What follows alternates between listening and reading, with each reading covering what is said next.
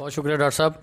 Doctor साहब अभी जो बता रहे थे हमें कि कुरान ही वाहिद रास्ता है तब्दीली का, और उम्मत और पाकिस्तानी जो हैं वो इस वाहिद जो वो रास्ता है उससे दूर हो चुके हैं।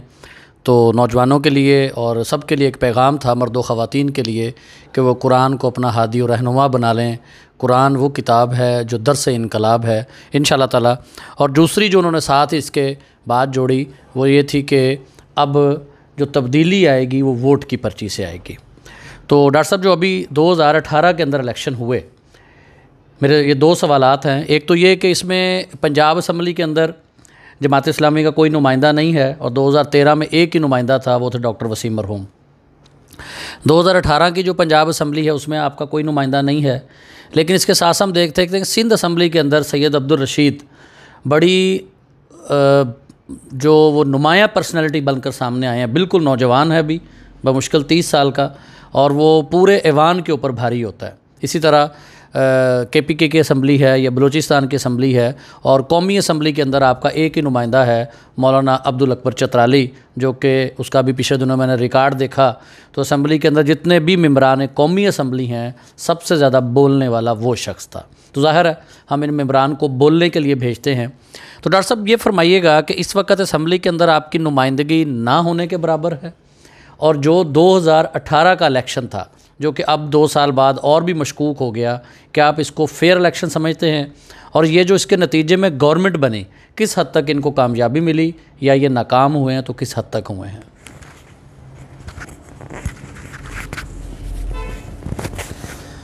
देखें जी, इलेक्शन का जो हाल है, मैं 1970 का इलेक्शन भी मुझे उसकी अच्छी होश है, लेकिन जो उसके अंदर जो सारी हेरा फेरी होती थी उसके बारे में मुझे पता नहीं है। लेकिन 77 के इलेक्शन के अंदर मुझे बड़ा होश है। फिर तहरीक चली, जो धांधली उस वक्त हुई, उसके बाद इलेक्शन का बैन हो गया, ज़ियाउल हक का मार्शल लॉ आ गया, फिर 85 के इलेक्शन हुए, वो काफ़ी फेयर इलेक्शन थे। फिर 88 का, 90 का, 93 का, 97 का, 2002 का, ये जितने भी इलेक्शन हैं ये सारे के सारे एक बड़ी मनसूबाबंदी के तहत पूरी एजेंसियां हर किस्म की इन्वॉल्व होती थी।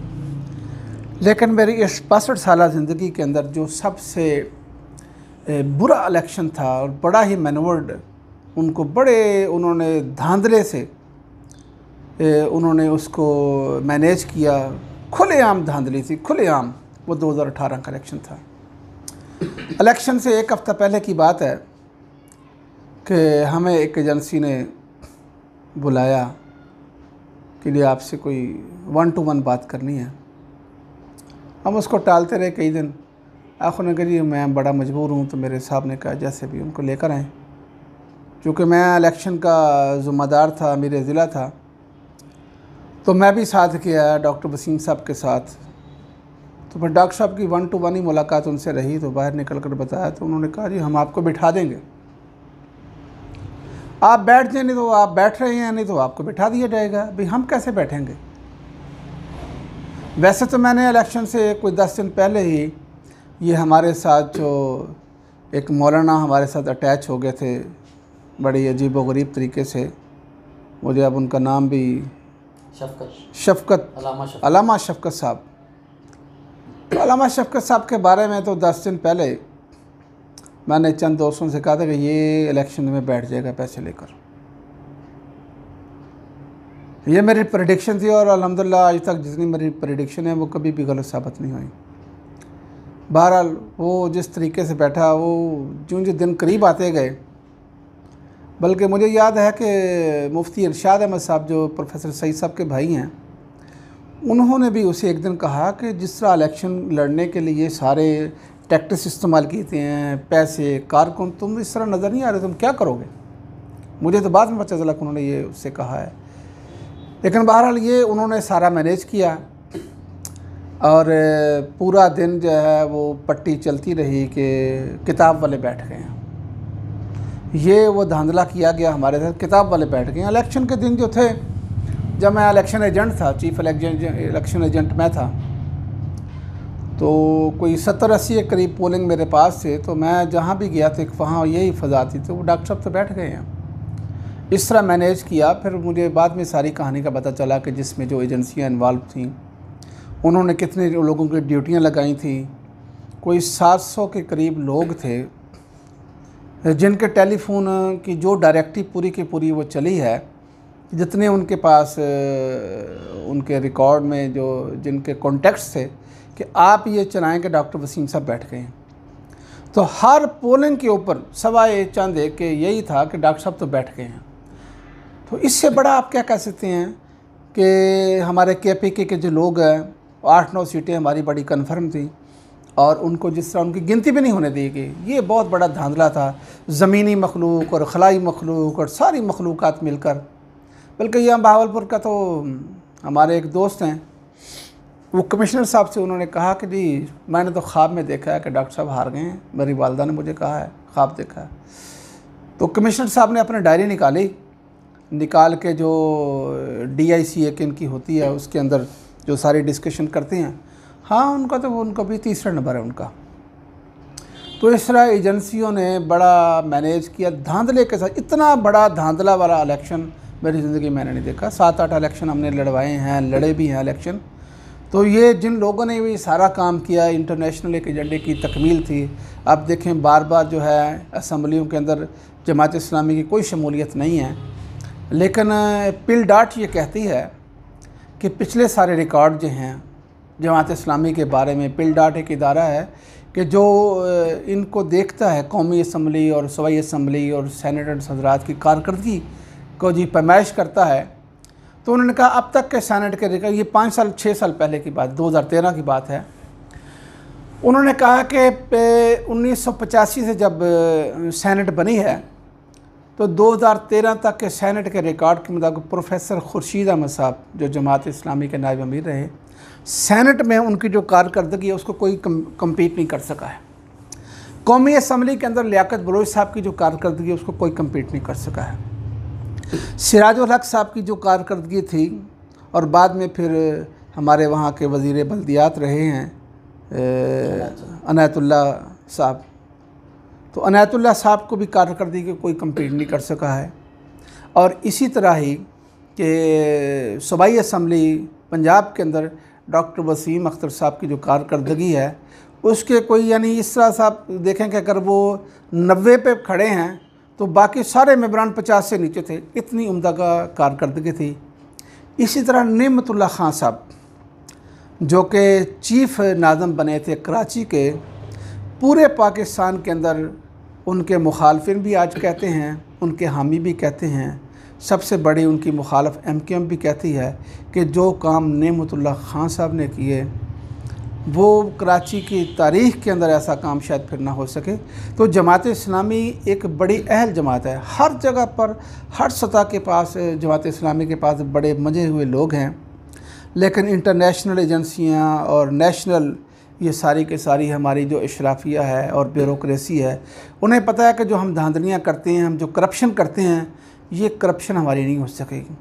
आप बिजली को ले लें कि बिजली के निज़ाम को कुदरती निज़ाम पर शिफ्ट नहीं होने दे रहे, वो 8 या 10 या 12 लोग हैं जो तेल की कमाई से अरबों रुपये माहाना कमाते हैं, और वो कुदरती निज़ाम जो हमारा है कि पानी के साथ बिजली, जो कि हम 50,000 मेगावाट बिजली पानी के सतह पर बना सकते हैं पाकिस्तान, मगरबी पाकिस्तान, ये जो हमारे पास मौजूदा पाकिस्तान है, ये सन 1950 की दिहाई में वर्ल्ड बैंक की रिपोर्ट है। ये मैं कोई अपनी लफाजियत नहीं कह रहा हूँ। ये कोहस्तान है, बल्तिस्तान है, और इसी तरह एक और ज़िला वहाँ पर जो है कश्मीर है। हाँ, तो ये वहाँ पर 50,000 मेगावाट बिजली बन सकती है पानी से, 9 महीने फ्री बिजली मिल सकती है। हमारा कालाबाग डैम जो वाहिद एग्रीकल्चर डैम है, तरबेला डैम जो है, दिया मीर बादशाह डैम जो बनेगा वो नहीं मुझे लगता बनेगा कभी, और मंगला डैम ये एग्रीकल्चर डैम नहीं है। पहला पाकिस्तान का जो एग्रीकल्चर बेस्ड डैम, जिसने बनना भी पहले ही था, तरबेला से पहले बनना था और इससे हमें बिजली भी मिलनी थी और खुशहाली भी आनी थी, वो नहीं बनने दिया गया। अब तो उसको हमने अमली तौर पर असम्बली के अंदर रिजॉल्व कर दिया कि हम उसको कभी नहीं बनाएंगे। तो ये वो सारी क़ुव्वतें हैं जो करप्शन की पैदावार हैं, और हर हुकूमत के अंदर, पीपल्स पार्टी की हुकूमत के अंदर वही लोग हैं। मुस्लिम लीग के अंदर भी वही लोग रहे हैं, काफ हो या नून हो या जीम हो। इसी तरह तहरीक इंसाफ के अंदर भी वही लोग हैं। ये 200 के करीब लोग हैं और करप्शन जिनकी जड़ों में रची बसी है, तो जमात इस्लामी उनकी करप्शन के रास्ते में सबसे बड़ी रुकावट है।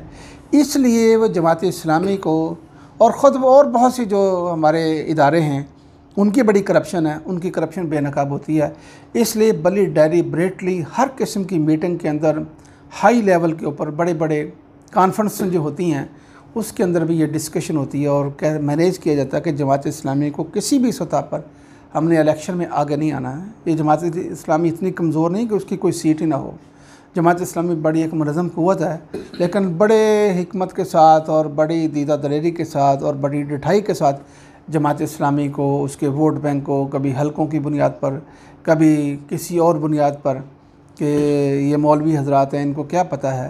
हालांकि इन्हीं मौलवी हजरात ने अपना एक काम दिखाया है, असम्बली के अंदर एक नाम बनाया है और करप्शन कोई दिखा दे। डॉक्टर सैयद वसीम अख्तर मरहूम रहमतुल्लाह अलैह, इनके ख़िलाफ़ कोई बता दे कि इन्होंने कोई वहाँ से कोई कमीशन लिया है, कोई सर्विसेज ली हैं किसी किस्म की छुपी हुई, या उन्होंने कोई मुरब्बे लिए हैं, कोई बैंक बैलेंस इनके हैं, या उन्होंने कोई कारखानों के लाइसेंस लिए हैं, या नौकरियों के कोई उन्होंने वो लिया है, कोई चीज़ नहीं ली है। लोग गवाह इस बात के। असम्बली के अंदर साफ़ सुथरी सियासत करने वाला और अपने पीछे ज़ीरो बैंक बैलेंस छोड़ के जाने वाला वो वाहिद असम्बली का मेंबर था, जो रक्शे में जाता रहा, जो वैगनों में जाता रहा, जो मोटरसाइकिलों पर बैठ कर जाता रहा। मेरे सामने की बात है सारी। तो अल्हम्दुलिल्लाह जमात इस्लामी एक दावत का नाम है, एक सच्चाई का नाम है, एक जुर्रत का नाम है, बहादुरी का नाम है। तो इंशाअल्लाह ये नहीं होगा कि ये सारे के सारे इनके एजेंडे की तकमील होती रहेगी।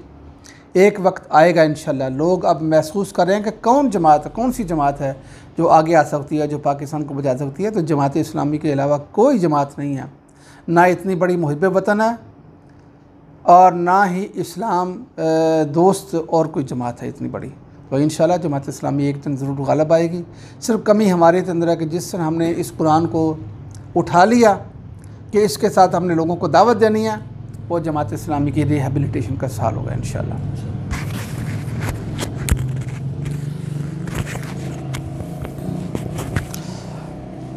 ना हम इतने कमज़ोर हैं और ना ही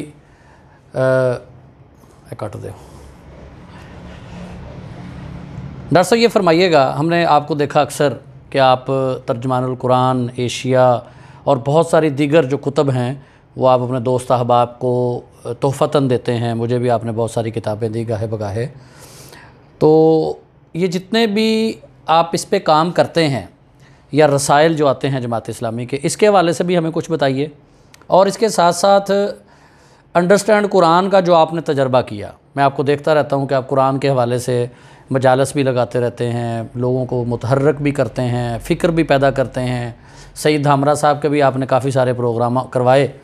तो इस हवाले से आप कुछ बताइए कि ये जितने भी आपने तजर्बात किए, इसमें किस हद तक आपको कामयाबी मिली, ख़ास तौर पे अंडरस्टैंड कुरान।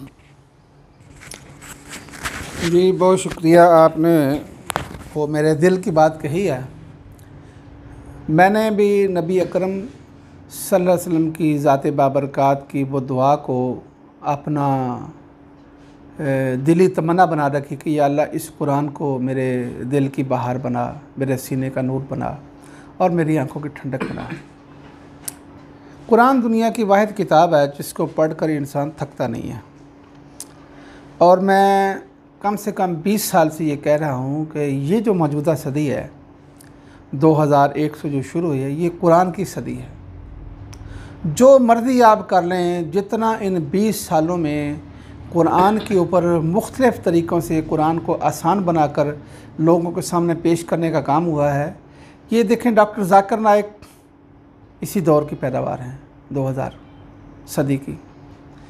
इसी तरह डॉक्टर इसरार साहब ने अगरचे पिछली सदी से काम बड़ा शुरू किया, लेकिन वो भी बड़ा अपने अंदर एक कमांड और कंट्रोल था उनका कुरान के ऊपर, कुरान से मोहब्बत। और वो क्या थे? डॉक्टर इसरार अहमद मरहूम रहमतुल्लाह अलैह, वो सैयद मौदूदी अलैह रहमत के शागिर्द थे। और ये जो हमारे डॉक्टर जाकिर नाइक साहब हैं, इनका ताल्लुक़ भी जमात इस्लामी से है। वो इस ताल्लुक़ को ज़रा इतना ज़ाहिर नहीं करते हैं, लेकिन ये जितना भी काम है, इसी तरह एक डॉक्टर साहब सऊदी अरब के हैं, वो अब्दुल अजीज़ अब्दुल रहीम, या मेरे ख्याल अब्दुल रहीम अब्दुल अजीज़ उनका नाम है।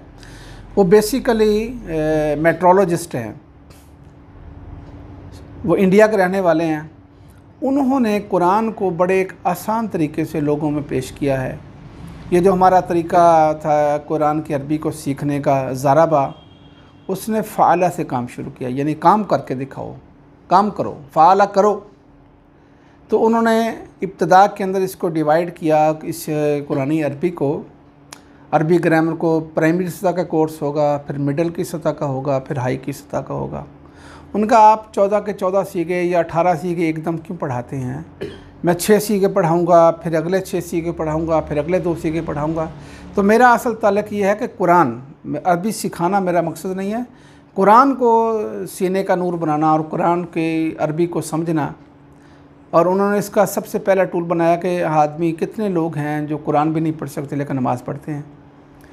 तो नमाज के उन्होंने बनाए 125 अल्फाज, अज़ान से लेकर और तशहद तक 125 अल्फाज जो कुरान के सीख लेगा तो उसको तकरीबन 40% कुरान समझना वो आ जाएगा। मैंने ऐसे ही शायद नेट के ऊपर देखा या किसी शायद टेलीविज़न के प्रोग्राम में, हाँ पीस टीवी के प्रोग्राम में मैंने उनके चंद क्लिप्स देखे। फिर चलते चलते फिर वो वेबसाइट देखी, वो देखी। इसी तरह हमारे यहाँ एक प्रोफेसर अल्ताफ़ लंगरियाल साहब थे, मैंने उन्हें कहा भी मैंने ये कोर्स देखा है और मैं ये कोर्स लोगों को करवाना चाहता हूँ। ये एक कोर्स है जो बहुत आसान है और इंटरैक्टिव कोर्स है, यानी सिर्फ सुनने का नहीं है। इसके अंदर सुनने वाला सुन भी रहा होता है, देख भी रहा होता है, बोल भी रहा होता है और हाथ से कुछ ना कुछ वो इशारे भी कर रहा होता है, तो एक्टिव रहता है। तो उन्होंने बड़े पुरमसर लहजे में कहा कि मैं सऊदी अरब जब हज पर गया तो वहाँ मैंने डॉक्टर अब्दुल अजीज़ अब्दुल रहीम साहब को ख़ुद अपनी आंखों से देखा है, उनका ये प्रोग्राम सुना, उनका ये प्रोग्राम देखा। मैं उनका स्टूडेंट बन के इस प्रोग्राम को किया, तो मुझे ये प्रोग्राम करना आता है। तो मैंने ये मिल्लत कॉलेज के अंदर कोई 12-15 साल पहले इस काम का आगाज़ किया, अंडरस्टैंड कुरान।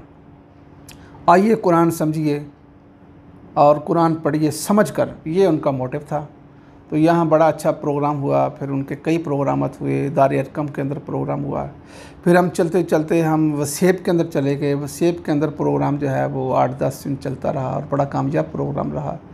यानी मेरा एक आज से नहीं है, आप कहने के बचपन से मैंने जब कुरान पढ़ना शुरू किया तो अशरफ अली थानवी साहब का, मौलाना का रहमहुल्लाह का कुरान हमारे घर में था। तो ये आप कहने कि 1962-63 या 64 की बात है कि मैं उस वक्त से कुरान तर्जमे के साथ ही पढ़ रहा हूँ। मेरा शौक़ है कुरान को समझकर ही पढ़ना चाहिए, तर्जमे से ही पढ़ना चाहिए। बग़ैर तर्जमे के पढ़े कुछ हाथ नहीं आता। आपको सिर्फ सवाब मिलेगा, लेकिन ये किताब सवाब नहीं है, ये किताब हिदायत है, ये अमल की किताब है, ये कानून की किताब है, ये किताब ज़िंदगी है, ये कामयाबी की किताब है। इसलिए आओ पढ़ें कुरान को, आओ समझ कर पढ़ें। तो इसलिए आज से मैंने देखा है कि ये इस नौजवान नस्ल के अंदर कुरान समझने की बड़ी सलाहियत है। आज भी हम मुख्तलिफ़ तरह से, हमारे एक प्रोफेसर सईद हमरा साहब थे, वो बड़ी एक दुनिया की अजीब चीज़ हैं कि 10 दिन के अंदर वो गूंगे शख्स को बोलना और मुदरस बना देते हैं। हमारे यहाँ से कई हमने उनके प्रोग्राम में बज़ाहिर गूंगे देहलों के भेजे हैं कि जो स्टेज पर ये खड़े होकर बोल नहीं सकते थे, 10 दिन उनके पास से होकर आए हैं और वो स्टेज के ऊपर खड़े होकर उन्होंने जुमा का खुतबा दिया है, दरस कुरान दिया है। तो यहाँ हमने अपने ज़िले के अंदर मुख्तलिफ़ प्रोग्राम करवाए हैं। बस मेरा ये मोटो है और मेरी ये दिल की तमन्ना है और ये मेरा चैलेंज है कि ये सदी कुरान की है। तो मुख्तलिफ़ आसान से आसान तरीक़ों के साथ इस कुरान को पेश किया जा रहा है और हमें मुख्तलिफ़ तजर्बात करते रहना चाहिए कि जैसे भी ये लोगों के दिलों के अंदर कुरान रच बस जाए। इसी तरह ये हमारे जो रिसाले तर्जमान आते हैं या एशिया आता है, एशिया की बात मैं आपको समझाऊं कि मेरा एक इंटरव्यू था पब्लिक सर्विस कमीशन के अंदर। तो उसने मुझसे सवाल किया कि इस्तांबुल के बारे में क्या जानते हैं। तो हमारे एशिया रिसाले के अंदर मैंने चंद दिन पहले उसके बारे में पढ़ा। मैं कहा ये आप लफ्ज़ गलत कह रहे हैं, इस्तांबुल लफ्ज़ ठीक नहीं है। वो मेजर अकरम थे, जनरल अकरम, कहने लगे भाई लफ्ज़ तो सारी दुनिया इस्तांबुल इस्तेमाल करती है। मैं कहा इस्तेमाल करती है ना, ये बिगड़ा हुआ नाम है। उन्होंने कहा मेरी आपसे उम्र दुगनी है और मैं मेजर जनरल हूँ और एजुकेशन से मेरा ताल्लुक़ रहा है। मैं कह रहा होगा, मैंने बरमला कहा कि मेरा ताल्लुक़ जमात इस्लामी से है और जमात इस्लामी का एक ऑर्गन है हफ्तरोज़ा, एशिया उसका नाम है। एशिया के अंदर मैंने पढ़ा और मुझे वो बिल्कुल अपील किया कि ये बात सही लिखी गई है। ये लफ्ज़ है इस्लाम बोल। इस्लाम बोल के मैंने गेट वे ऑफ इस्लाम, जैसे मैंने मिसाल दी कि बहावलपुर में रहता हूँ, ये जो किला द्रावड़ है ये दर आवड़ था लफ्ज़, दर आवड़, ये दरवाज़ा दाखिल होने का, गेट वे था। ये जो बीकानेर रियासत है, जैसलमेर रियासत है, उसके ये यहाँ दाखिले का दरवाज़ा था, इसलिए ये इस्लाम बोल लफ्ज़ है।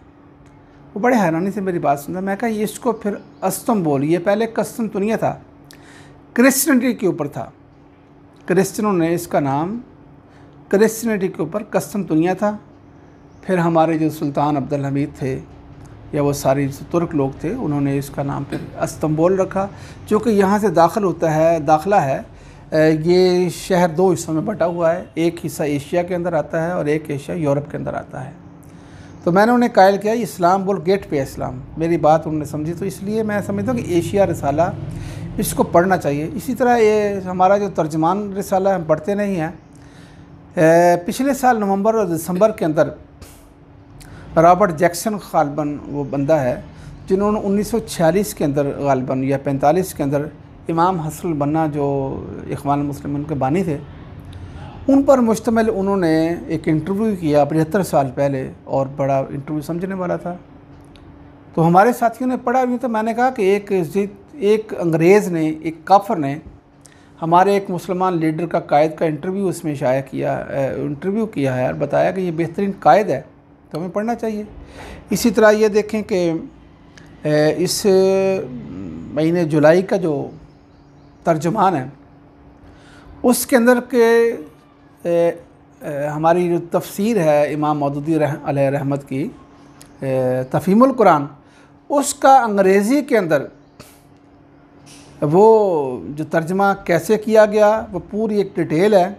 इसहाक अंसारी साहब उन्होंने किया है, एक बड़ा नाम है हमारी गालिबन इंटरनेशनल इस्लामी यूनिवर्सिटी के, वो वाइस चांसलर जिसको होता है, उनका कोई ओहदा वाइस चांसलर के बराबर, रेक्टर थे वो।